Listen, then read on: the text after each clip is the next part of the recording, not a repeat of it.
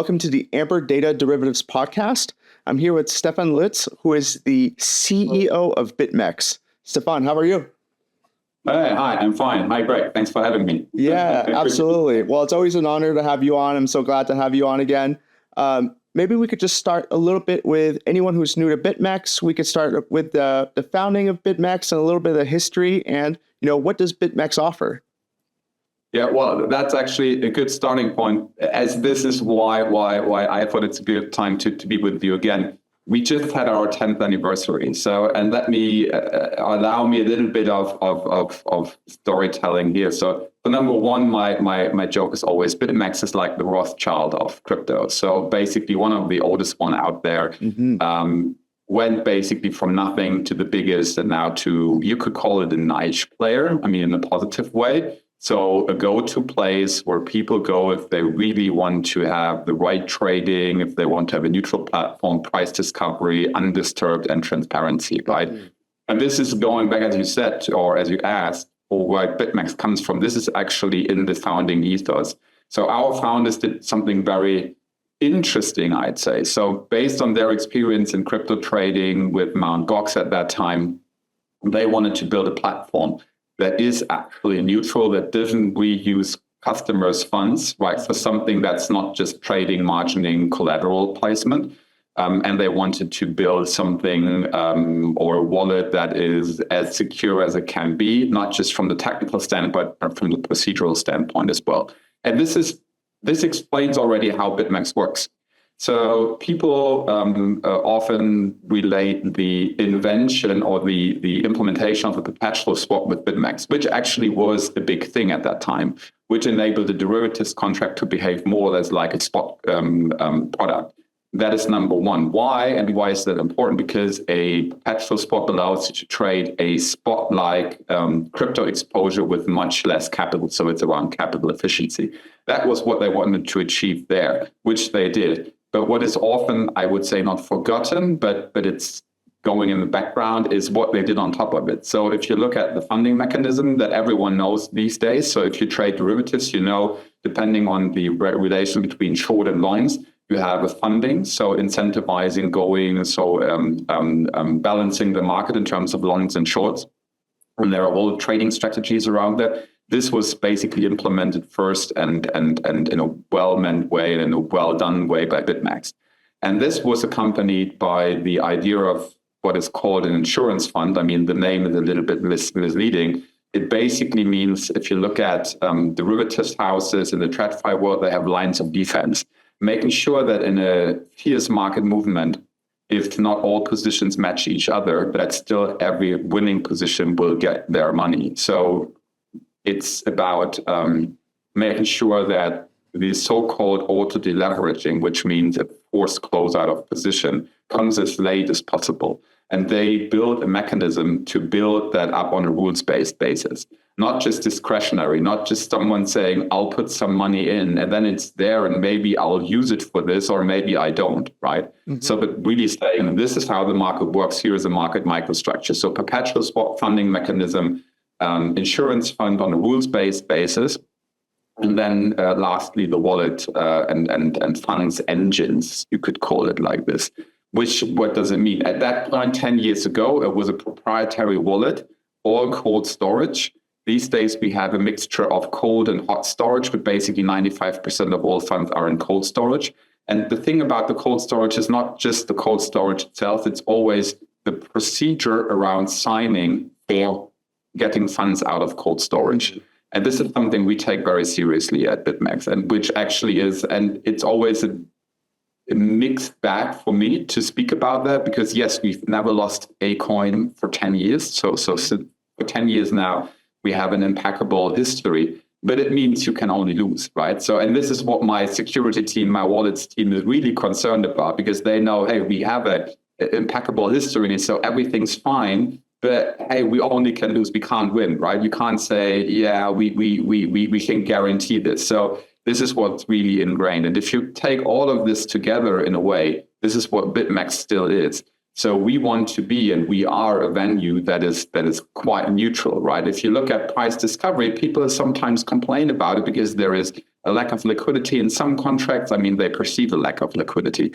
It basically means there is no liquidity. And if you go to other venues where the liquidity is higher, you can actually say, and it's not pointing fingers, they run a different business model, that it's not a peer-to-peer exchange. It means there is something going on in the background, which actually gives you transaction certainty, which is good, but it's actually not giving you the right price, right? And then people know that. Or if you look at the insurance fund, I mean, we have that huge insurance fund, the biggest in the industry, not just in US dollar terms. And it is there because it's rules-based. So if we change rules, we would let everyone know. We are very transparent. We publish basically all the mechanics on our platform in the public domain, so you can look it up if you want to. So which is different as well. If you look at the insurance fund of other platforms, they are basically stale.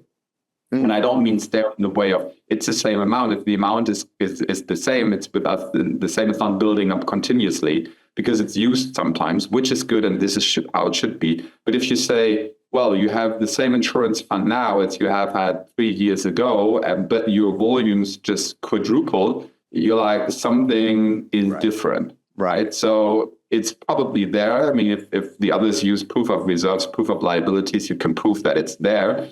But the question is, how is it used and how does it work, right? How are liquidations run? And so maintenance margin, our maintenance margin requirements have been high in the past. I mean, if you look back like 8 years, of course, they were high because you needed to learn. These days, they're quite low, right? So you can run even high leverage. So this is it where we came from in a very short, in a nutshell, basically. There is a lot around technology with that. There is a lot around ethos, right? So yes, I mean, trading on BitMEX always is tough, I'd say. If you can make it at BitMEX, you will probably make it on many other venues as well, but not the other way around. So sometimes we have people coming here, want to basically earn a living, want to do day trading, and they struggle at BitMEX because it is like this. So we don't have a market making desk. We don't run positions against our customers. We don't incentivize to go into liquidations, et cetera, et cetera. So there are a lot of pros, but the question is whether you value it. And some traders value that. They want to have that. Others look for different things and they will go somewhere else, right? I mean, but very, very short history of BitMEX, where we come from and what is still at our core. It's like that safety, security, neutrality in quotation marks, I would say. I mean, yes, we want to be neutral. We earn our money solely with the fees paid for trading. We don't have any other income streams. And we don't want to have any other income streams because we want to concentrate on that, which is different as well. So this is why often we have, of course, campaigns like where we get free tradings for new traders, right, for a certain period of time. That's just normal. But we don't have general free trading accounts. That doesn't exist. Some people complain about that, but we're like, hey, this is how we earn our money. And we want to make sure that we run it in a market that has integrity.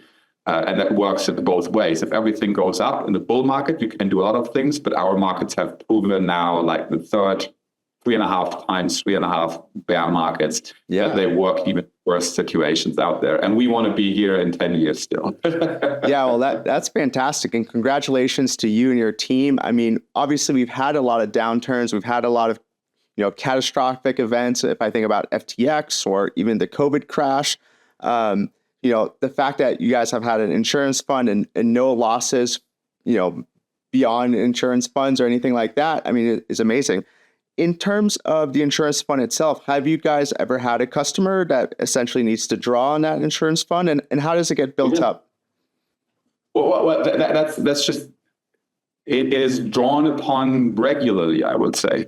I mean, not like every day, every hour, but it's regularly. And how does it work? It is well, for us, it's quite easy. It depends on who listens to this podcast. So let's start with what it actually is. So if you have two persons, so Greg, you and I, we don't trade against each other. It's not a direct one, but let's say you are the long position, I'm the short position.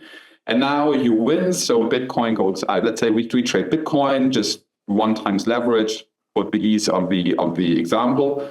You're long, I am short with the same amount. So what happens now is, you win, so you get P&L accrued on your account. We accrue this every 10 minutes, so basically it's constant P&L realization. But that means this P&L needs to come from somewhere, and it needs to come from my account. So based on the collateral I placed on the exchange, the minimum collateral I need to place is the so-called maintenance margin. It's a bips amount. So just to make sure that you're not liquidated or that you get into negative P&L outright. So that means my account is debited, your account is credited.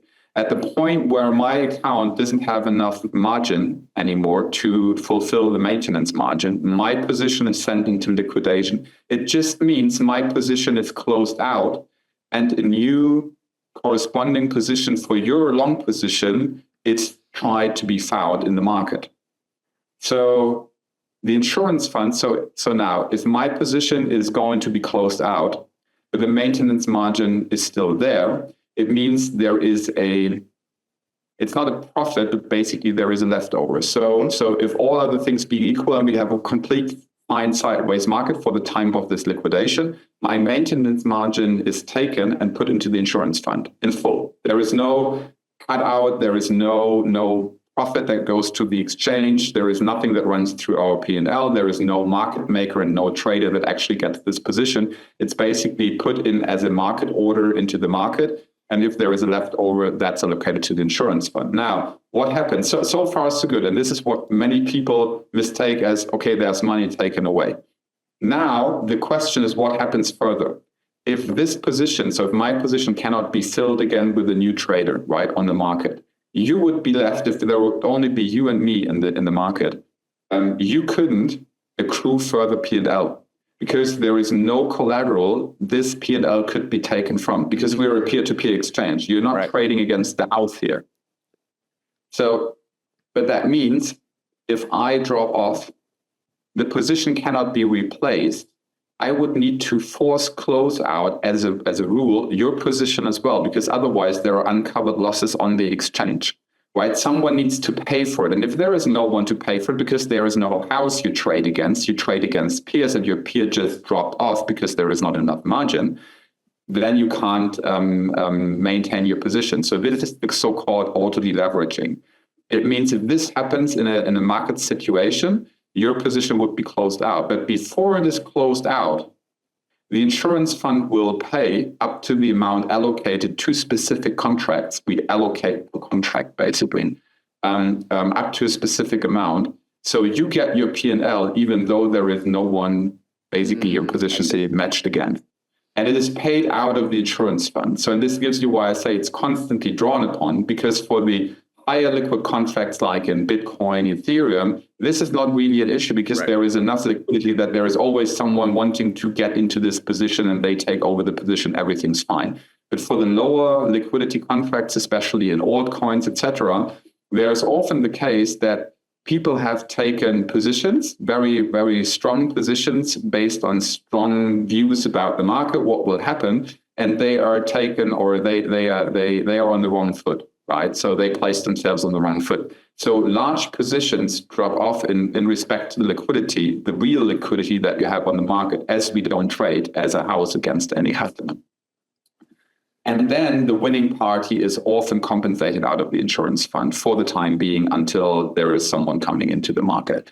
And it's not like a huge amount. It's not like that it fluctuates by billions of dollars every day, but we monitor that basically on a real-time basis, and we always look into, okay, what's happening? Is that legitimate? How the market is running? So if we see there is low liquidity, but we have a lot of interest, we reallocate insurance fund to that, so that we push out this auto-deleveraging as far as possible. But it all comes down, again, I repeat myself here, but this is the real point. It all comes down to the fact that if you trade with BitMEX, you don't trade against the house. Mm-hmm. If you would trade against the house, you would have a different mechanism. You would need to think about, is BitMEX as an internal market maker or so, or a prop trader that goes against my position actually liquid and solvent enough? For us, we care about the solvency between our traders because we don't take positions against our customers. And then you need the insurance fund, then it needs to work on a rules-based basis. And then you want to push out the auto-deleveraging as far as possible. Yeah, that makes a lot of sense. And it's a really interesting point about the Bitcoin market and ETH market are so liquid. There's always there's always a bunch of orders to trade against in the order book. But altcoins, I mean, you guys have such a vast offering of altcoin perps and things like that. that sometimes those very illiquid altcoins might not have any orders in the order book. Now, one of the things that was really interesting back in the days in 2014, 15, 16, is with the invention of the perp, you were finally able to short the market, which was, for a long time, you couldn't short crypto. And a lot of people thought, well, is crypto efficient? People can't even go short. And the introduction of the perpetual contract really solved that problem. And now if we think about, the evolution of the current bull market, Bitcoin just hit 100,000 last week. Well, a lot of people are waiting to trade sort of the altcoin spectrum. So altcoin perps can be a great way to do that. You could also do long the altcoin, short the Bitcoin perp, and do a relative trade like that.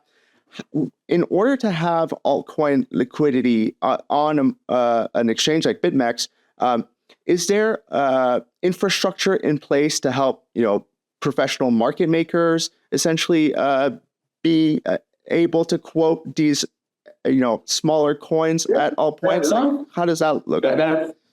That's exactly what I mean. It's not a headache, but this is where we spend a lot of time internally we call it the product team, right? So the small group that actually designs and not runs, this is a technical one, but runs the platform commercially and tries to make sure that we have an attractive market where the liquidity is there and where actually supply and demand can be matched. So what we look for and we have are so-called designated market makers. But it's different to a prop shop or different to an HFT because they are like in the middle. I mean, people in the market, people coming from TradFi, they perfectly know what a market maker is. What does the market maker do? Just for maybe some other listeners, please. They provide liquidity to the market, meaning they put orders into the order book that are executable. So that if you see something in the order book, bid offer spread, the sizes, etc., that you actually, if you say, I hit a button and I want to trade against this order, that you can trade it. Right. Whereas sometimes some others, it's just a strategy thing. They put ping orders in to see where the market is, and then they take it back basically just to make sure that they know where they're. So a market maker commits him or herself basically to be able to trade against, and for this they receive performance-based remuneration. So they rather provide a service than they make trading P&L. I mean, of course, if you have consistent upside or downside markets, you can somehow predict the market and they will do some P&L out of this just for holding the inventory and managing and hedging it in the right way. But basically what they bridge between venues, they bridge between people who have a lot of capital and people who have less capital. But they are there just to go there. It's like in a supermarket, if you say, hey, you go into the supermarket and you go to the groceries, right? And they put all the vegetables and the fruits onto the shelves. And it means if you come as a customer, you're allowed to take one, right? You don't need to take a block. You don't need to wait for the supplier, for the farmer to come, right? And they bridge this basically. And with that, you enable more demand to be seen because people come and say, oh, I'll ping this. And for the suppliers, basically, it enables them to continuously provide a stream there, basically, which is the new listings, the projects themselves that give out the tokens, et cetera, et cetera. So, and what we see is for, as you say, the main coins. I mean, which is basically Bitcoin, Ethereum, Solana, and then it already starts. I mean, I'll exclude the stable coins because you usually don't trade stable coins for directional exposure. I mean, you just exchange them and then you use them as collateral. Maybe a BNB, something like this. They have enough liquidity to sustain themselves. So there are enough traders on individual as well as institutional basis to trade against each other. And already after that, it becomes very demanding, I would say, to have a lot of liquidity. And there those designated market makers come into play. And what we see is, and this is funny, you see altcoin season, you see all around the meme coins, but the serious and legitimate market makers that have quite a balance sheet to support this, that have the technological capability to do that cross-venue, I would say they probably feel fine to quote like for the next 10 to 15 coins, and then it becomes already very thin. Wow. then you're in the realm of designated market makers for a specific project. So their incentivization is not to provide the liquidity on a specific market, but rather to support the pricing of a specific coin, which sounds at first glance like the same, but it isn't. It depends on, in a sideways market, they behave the same, but then the question is, how do they behave in outwards and downwards market? Mm-hmm. And we want to have mutual liquidity, basically. So we play a slightly different game than some other platforms. It's neither good or bad. I mean, that's a free market. It's just our market position. Yeah, and that's a very interesting distinction. I mean, just to kind of contextualize your point a little bit more, a market maker is, like you said, providing a service, and they're giving takers the optionality to trade against, but not the obligation. And so that creates a very asymmetric information advantage. Hey, if I know this altcoin is going to, do some crazy move because they're going to make some crazy announcement, and the market maker is quoting sort of blindly, well, I have the information edge. And so when the coin gets very small, it's a very interesting point that the market maker is actually more invested in just randomly quoting altcoins. They're actually specifically working with that project, or maybe understand that project very well. I know, talking to some protocols that launch tokens, they often have a hard time hiring market makers. They pay them a fee to essentially support a liquid market around our token launch. So it's very interesting, kind of what you're saying there, the quick drop off in liquidity and how they're so involved.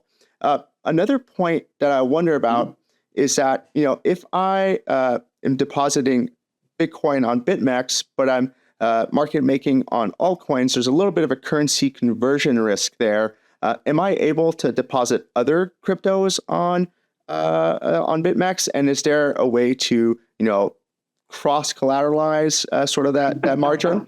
Well, that's a nice segue. I mean, the short answer for the first part of the question is yes. You can basically. I wouldn't talk about. I think we accept around 40-ish depositing currency. But this is a big but. I know that traders, especially for more professional ones, it doesn't add to your margin right now. It is more like, hey, if you need inventory, and you want to do spot versus derivatives, of course you basically have the coin as well, but then you need to have Tether or Bitcoin these days at BitMEX to collateralize your derivatives position. We will go live shortly with something that we call multi-asset margining. I mean, there is always wording. Some people call it cross-collateral. Some people call it multi-asset margining. We determined to call it multi-asset margining. It is basically a phase one, probably around Christmas. I mean, the latest shortly after Christmas. So we extend the universe of coins that we accept for collateralization, regardless of which contract you trade. What does it mean? It sounds like for always the individual, what do you speak about? It's so in the market has basically, for derivatives, regardless of which venue you're on, you basically can collateralize your position in Bitcoin, most of the time in Ethereum or in one of the stable coins. So Tether is the biggest one. If you go on the US side, it's more Circle. So this is it. So you have contracts. So you can trade a Bitcoin perp that is margined in Bitcoin, that is margined in Ethereum, well, rather not, and margined in Tether or Circle. Mm-hmm. So you basically have, for one exposure, like for Bitcoin, 2 to 3 perpetual swaps, which actually opens up a market, not market inefficiencies, but you have arbitrage opportunities if you really look at it. Sure. But they can be exploited only by people who are very either professional and from the technological side, or that have good operations to shift around as you say, the conversion between the margining currencies. So what our multi-asset margining does is basically it harmonizes this. So regardless of whether you have Bitcoin, Ethereum, Circle, Tether, I think there's one more. Sorry for that. You can trade any derivatives contract you like, regardless of what the original margining currency is. Wow. There is a haircut applied, but we try to minimize this haircut really to the bare minimum to cover only that conversion risk. So just imagine you play Circle, and you trade a Bitcoin margin contract, you can do so. Your haircut will be probably something around 2.5% to 5% maximum, because we adapted to the market situation and to the quoting and to the pairs on the spot market. And if you then go into, let's say, liquidation, you first need to convert to make it work on our end. Again, that's a little bit the BitMEX way of working, because we want to have a one-to-one relation. How it would work is you will convert your circle into Bitcoin, then it goes into insurance fund, etc., and then it all works. So we want to maintain the original one-to-one on-chain methodology and transparency, which means we need to add a small haircut there. I mean, all of the other exchanges do it as well. They have haircuts. You often even don't know what the haircuts are, because the only thing you get is, and it's not bad. I mean, in terms of trading experience, that's what you look for. You place your coins into your wallet, and then you get one number that says you can trade for, let's say, X thousand US dollar equivalent. This is what you want as an individual trader. We will have the same, but we will provide all the levels of details as well, meaning like, what is the currency we draw on? Which is the haircut? What is the haircut? What's your ultimate balance? What's your margining health or your account health, et cetera, et cetera, et cetera. So it's a little bit, I would say, more complex, but it gives you, if you trade seriously, the right amount of information so that you know where you are and you can adjust your positions. What we plan is we go live with that. What we plan throughout 2025 is then broadening the universe of coins you can use for cross commoditization. So we basically, what we had in the discussion for liquidity, we will have a multi-asset margining as well, basically saying, okay, what are the more liquid coins out there that we can add so that we still have a reasonable haircut? To give you an example, of course, you could add, I mean, technically, we can add any currency. We could add a bonk. We could add but we could add a Doge. Let's say a Doge, right? So we could add Doge. And we're like, yeah, do this. And we say, I mean, in a real market adverse scenario, not like in a good market, then it doesn't matter. But we want to make it work like 99% of the market situations. Let's say there is a huge swing in Doge versus Bitcoin. Mm-hmm. Ensure that this is covered. So your haircut would be probably like 30%, but trading with a 30% haircut on Doge is not really attractive. That is why we don't go for it in the first place. We first want to test our models. We want to back test basically the operations, and we will do this and then gradually adjust and add new coins throughout 2025. Yeah, that's fantastic. I mean, for anyone who's kind of new to markets and stuff like that, that's not a simple problem. We think about like the SVB banking crisis where USDC lost, 7 or 8% of its value instantly. That's supposed to be a stable coin. If you're already riding a position near maintenance margin sort of levels, it gets complicated. And if we think about Terra Luna, which is sort of the extreme example of that, again, another stable coin that lost essentially all its value pretty quickly. It's a very, from a risk management perspective, it's a very sophisticated problem. So that's very cool that you guys are tackling that.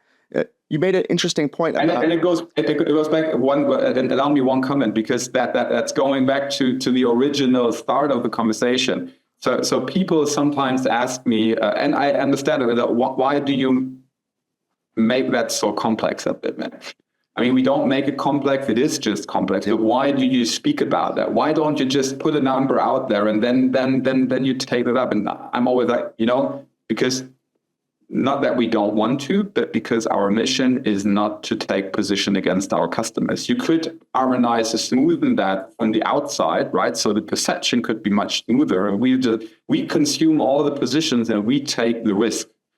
Right. And then sometimes we might even win. Well, sometimes we lose. We are very well capitalized. We could take it up, but we want to be a peer-to-peer exchange. We want to make sure that price discovery is undisturbed and that there is no skew in there. So that means we build something that really works. I mean, our service is building and maintaining this machine, not taking risks against our customers. Again, two different models. Other exchanges go in a slightly different direction for good reasons. They think it's the right way to do. And you have to admit that parts of the market value that. So it's okay. We say we are on that side of the story, and then it needs to be basically run in a way that in I mean, it's not the mathematical thing, it's not the quant thing, but like 99% of the market situation, it runs without incurring a loss, right? So that if you're coming back to our example, you're on the winning side of things, you still win, and you're not, oh, where's my position? Oh, it's gone. Oh, Right. Which is another, for professional investors, if you're a retail investor, you might not understand sort of the consequences of that. You might think, okay, well, I maxed out my zero sum against the other perpetual, but a lot of big time investors and institutional investors run hedged books. And so if you're running a massive hedge position and then you lose out on one of your hedge and it gets closed out, now you have this huge naked position, and it's usually at the time where the market's the most volatile, which is when you don't want that to happen. So it's very important that the way you handle it, it sounds very nice. One of the things that last time you were on the podcast with the CEO of PowerTrade, you guys have launched options on BitMEX. Can you talk a little bit about that? How has the adoption been? And you guys also offer altcoin options, which is very interesting. Frankly, I have to admit it's light and shadow, right? I mean, I would love to stand here and say huge success, best thing ever, and so on. In one way, it is. We still believe, and this is what we get as a feedback, like the contracts themselves, the altcoin contracts. So you can have altcoin option liquidity. You can trade strategies. We have the tick sizes and the lot sizes are in a way that's catered even to the needs of individual investors, so retail or bigger individuals, smaller corporates, small institutions. Block functionality, OTC functionality, that's all on the pro side. Where I have to be very honest and open as the CEO of BitMEX is we underestimated the additional complexity for perpetual swap traders to understand options. We thought we come from that space and that's clear. You trade perps, so it's directional, so you trade directional, and then you have options, so you trade volatility. That's basically it. The volatility in options offering is in the end it's a volatility trading opportunity. That's basically it. I mean, you can do more, but then it becomes inefficient. And the UI, UX, so user experience, so the journey and the user interface was for our existing BitMEX user base, let's call it clunky. It wasn't really clunky if you know how options work in the institutional space. You're like, I know how to do it. But if you come from the more retail side of things, number one, if you're in TradFi and you trade daily expiring options, at some of the brokers, and you look at our front end, you're like, oh, what is this? I don't understand this. Because it's not just, hey, you think it's going up, click here, you think it's going down, click here, and then input like what your estimate is where it will be. And then you just get something. It's more complex because there is more transparency. Number one, this is something we solved already together with PowerTrade. So there was a big UI overhaul, and this is now better. But the second one is really the understanding.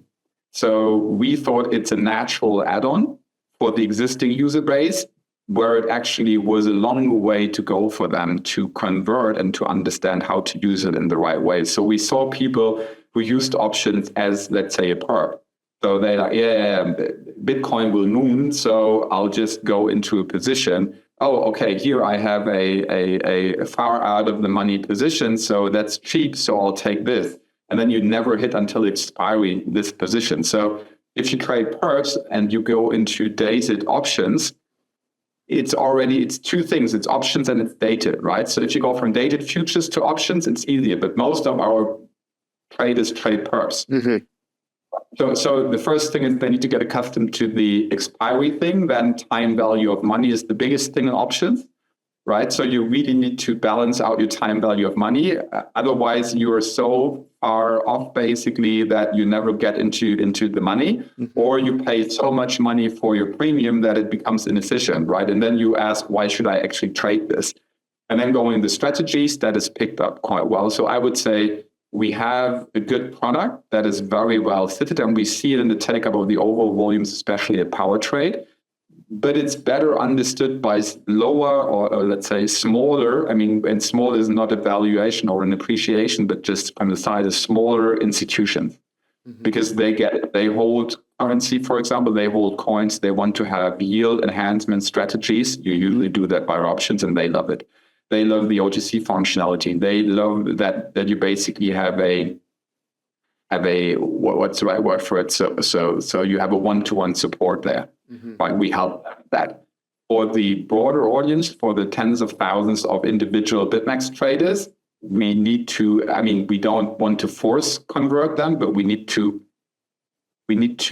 give them trust, which is something I have to say we have underestimated in the first place. We thought, because we know what it is and we traded all options ourselves, like, yeah, it's a no-brainer and it's clear how it works. All good. And then we just realized that building something that provides people that have never traded options with trust to trade options is something quite delicate. I mean, not that there is an issue on the back end. It's more really like for me, if I say, man, I'm living in Asia, but just imagine you're living in the US, you've never been out of the US, and then you get someone into China and tell them, hey, eat those chicken feet. I mean, you will go like, no, it's not poisonous. I mean, even it's tasty depending on how it's prepared. But you would say, no, I don't have trust in that because I've never seen it. No one has told me that it's good. I don't know what this actually is, and it looks quite awkward. So, I mean, the food is bad, right? If you do that, but this journey, how do you convert in a positive meaning, right? How do you build that trust that people feel confident in using it, and not to like, what is this? This is something we underestimated. We worked on this over the last 8 weeks, and there is still more to come. So we believe we will be in a let's say in a 2.0 state, like in end of January, something like this. Yeah, fantastic. That's such an interesting point about the trust in sort of options instruments. We go from essentially Delta One products, which are kind of univariate problems. Does the asset go up or down? To a multivariate problem of options where you might be right on the direction and lose money because of time decay, changes in implied volatility, or a poor trade structure for multi-contracts. And then you kind of lose trust and you're not too sure what happened and why it happened. And it's extremely frustrating if you're right, but you end up being wrong. So it's a very interesting point to understand that you mentioned, that it's taking a while for some of the perp trading pros to want to start dipping their toes into options. We try not just on the UI UX side. We try that on comms as well. I don't know whether you've seen that. It's kind of a hobby of ours. So not everyone, but most of the people know the pieces Arthur Hayes writes, right? So our co-founder, he is writing like once a month or a little bit more often, depending on the events, like macroeconomic analyses about the market and what he thinks, what is important, what's going on, which is not really like giving you advice to trade, right? But it's more like the macro side of things. And then we try to do that on a weekly basis, something that's called BitMEX Alpha. So once a week, we publish trading ideas. With hindsight, saying, hey, last week, this would have been the best trade to do. And we tried to pick up a mixture of, hey, this is how you could have positioned yourself in the perp and in the futures markets. And this is how you would have done it if you would have traded options. And then we give an outlook, not like as advice, like trade this, but if you believe this and this will happen, this is the position you should get yourself into. And this is how it works. To get not just on the UI UX side of things, where everyone speaks about, but on the know-how side as well, to educate over a certain period of time people, not like in the educational aspect of, hey, you need to know and why don't you know, but in the educational aspect of, hey, if you're interested and you want to get yourself into, here are some ideas where to start, and then you can branch out, right? I mean, people like you, and me as well, we're like, yeah, of course we get that. But for some of our user base, our existing trader base, it's really something new. Yeah, it's a great point. And yep, you're right. The learning curve in options is very steep. But on the flip side, once you understand them, it's like one of those things. Once you see it, you can't unsee it. So I'm still very excited for everything you guys are working on that front. just before we wrap up here, obviously we've had a really constructive U.S. election here for the crypto space. Now that regulation seems to be more favorable here in the U.S., like, what does that mean for BitMEX? Is there any opportunities for expansion for BitMEX now that the regulatory environment is, better, or does that not really affect you guys, or do you have some plans in the future for that? I want to be diplomatic here, right? I mean, and not in a bad way of things. It's like we see what happens. We are very excited about it. We see what it does for the overall industry, which is positive from our perspective. Mm-hmm. We enjoy that now people are more open to adopt it, and we don't just see it in the US. You see it in other parts of the world too. I mean, look at that. In China now, owning crypto is legal. Mm. And it all happens at the same time. I don't believe, some people then come up with conspiracy theories. For me, that is just usual collusion, right? It's just like in physics, you have energy, you have gravity, and you have time. And now it's the right time. And all of a sudden, because of the previous energy, everything comes into one place. Mm-hmm. So we enjoy. And of course, we monitor it. I would say in a diplomatic way that probably will enable us to, at some point in time, go back to the US, but we won't rush it because we want to make sure we do it in the right way. It's a little bit like if you have the overall, we have that constantly in-house as well, compliance debate, right? So the thing is, people look at what are regulators requiring.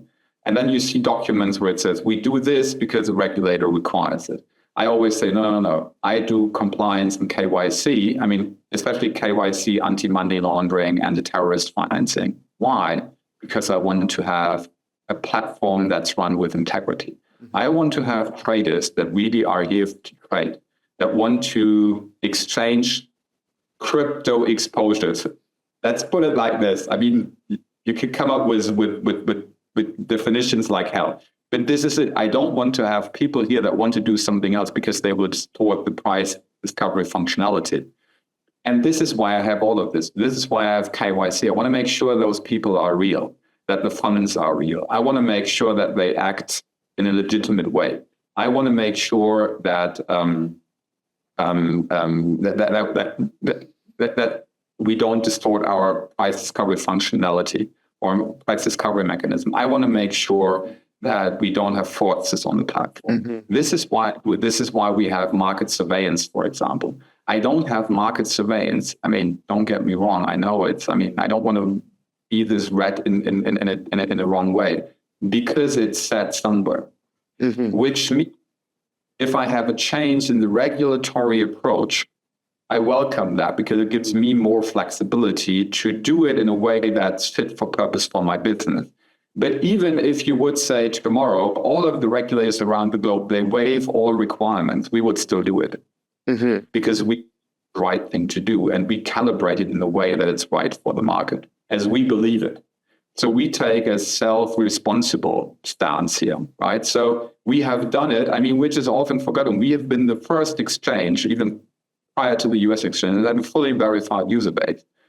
And it wasn't just because there was legal proceedings in the US. Our founders started that earlier than this. So otherwise we couldn't have finished it that fast because we were ahead of the curve already. Mm-hmm. So, and this is how we run things. So for me, it's like, I very much welcome the more business-oriented view in the US right now. We will see what it actually means after inauguration and the first actions. I believe we will see some big things in the US, which is good.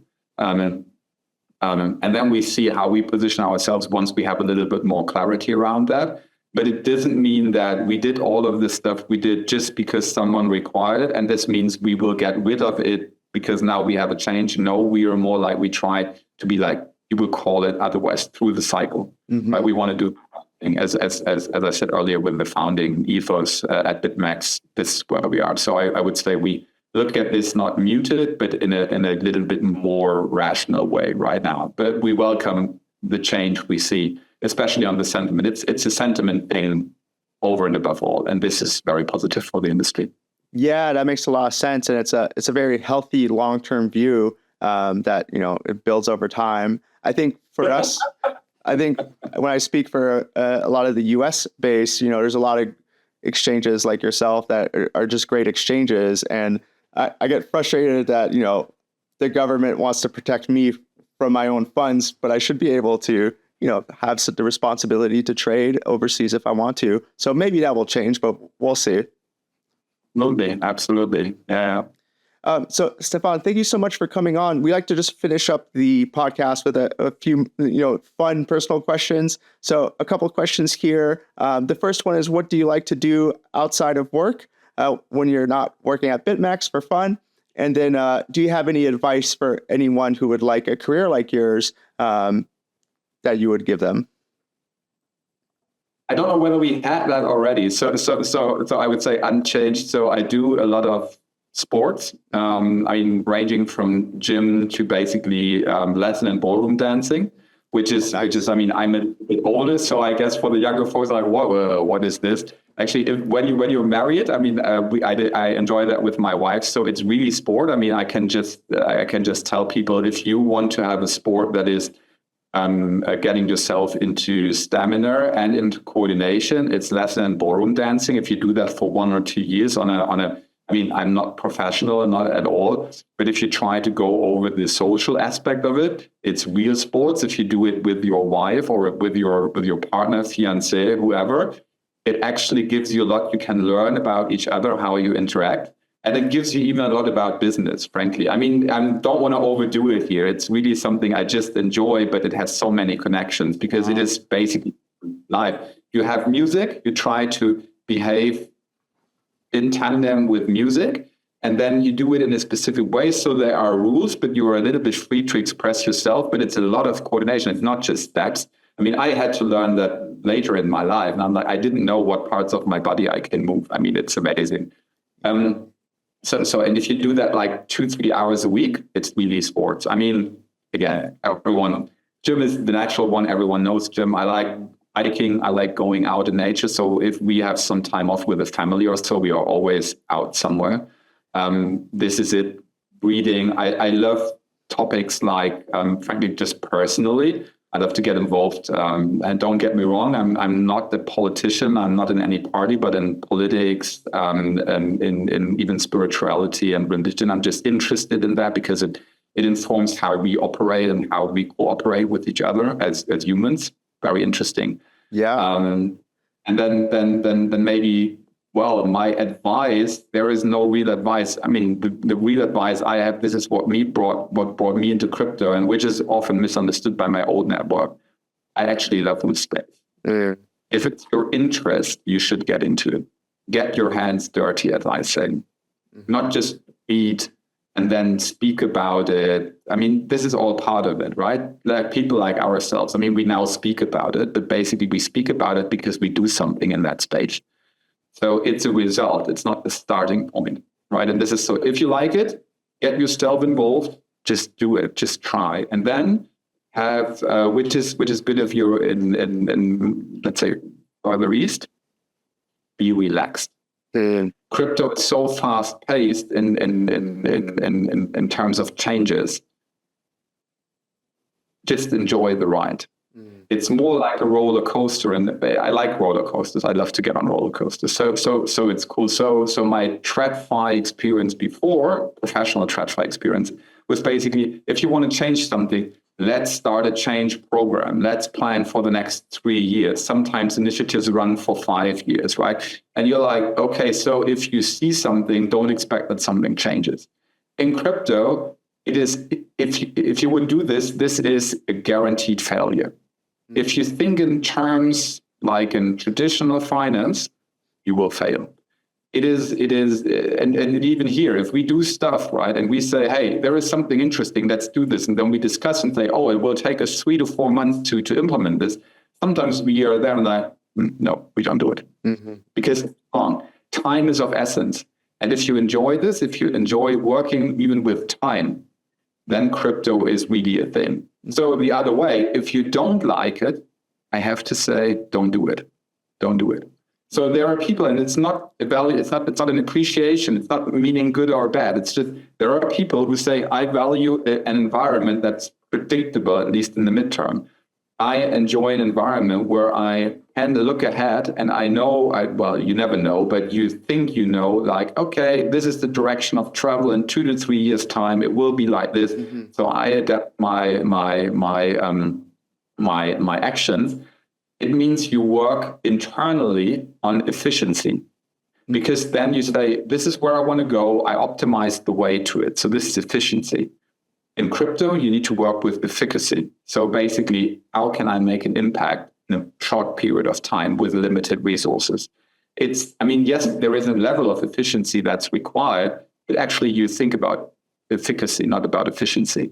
If you like this, get into crypto, get your hands dirty, do it fast, just enjoy the ride, give 100%. If you're on the far other end of the spectrum, maybe not, even if you like it, then just get yourself involved, trade a little bit, enjoy it, but don't really pursue a career. I mean, if you talk to people that are long-term in crypto, they have all been through cycles that other people wouldn't even dare to go through.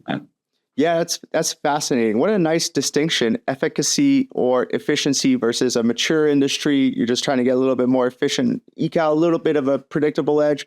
Efficacy of something that's just so new and growing and moving so fast. Very interesting. And just to highlight the other alpha leak here, dancing. I mean, I've picked up swing dancing. It is one of the most fun things you can do, and it's a great way to meet people. And that's very interesting. It's just, in my mind, it's the social alpha leak, is learn how to dance. It is an amazing, fun thing to do, and great to hear that you're doing the same thing. Stephan, thank you so much for coming on. It was very interesting. Really happy to have you on again, and I hope to see you guys in the future on the podcast. Thanks for having me. That was a great conversation. Yeah. Absolutely. Thank you. Thank you for everyone who tuned in. We'll catch you next time.